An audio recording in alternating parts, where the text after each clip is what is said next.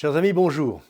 Tout d'abord, un petit commentaire sur la dernière sortie médiatique, c'était ce matin, de Madame Belloubet-Frière à propos de ce qu'elle nomme une querelle sémantique. Il s'agit évidemment de la querelle entre groupe de niveau et groupe de besoin. Ce mot faribole, qui est un joli mot de la langue française d'ailleurs,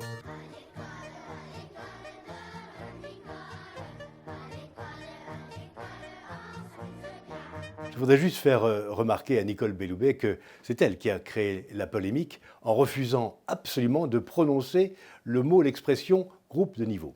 Cela dit, évidemment, il s'agit absolument de la même chose.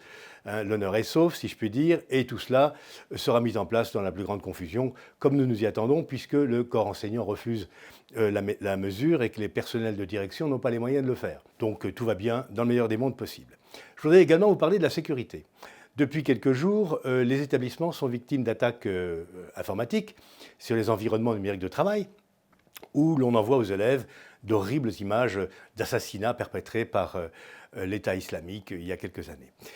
Bon, je veux dire simplement à Madame Belloubet, vous croyiez peut-être avec M. Attal que l'affaire des abayas avait réglé le problème des menées islamistes dans le système éducatif. Eh bien, vous voyez, vous êtes démenti. La guérilla ne s'arrête jamais. Et pour votre bonne information, il me remonte que désormais, à la place des abayas, les jeunes filles commencent à porter des kimonos longs qui ressemblent à s'y méprendre à des abayas. Donc en fait, le problème est déplacé, pardonnez-moi, et les chefs d'établissement, n'ayant pas reçu de mesures sur les kimonos longs, sont dans l'embarras à nouveau. Un dernier message qui n'a absolument rien à voir avec les précédents, quoique peut-être, il s'agit de la grève à laquelle appellent les syndicats d'enseignants le 2 avril prochain. Ils prétendent ainsi refuser le choc des savoirs. Je voudrais dire à ce sujet qu'il faut être clair.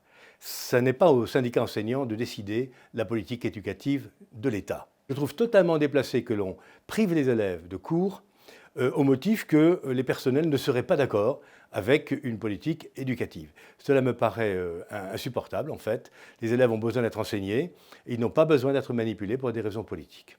Je vous remercie. Au revoir.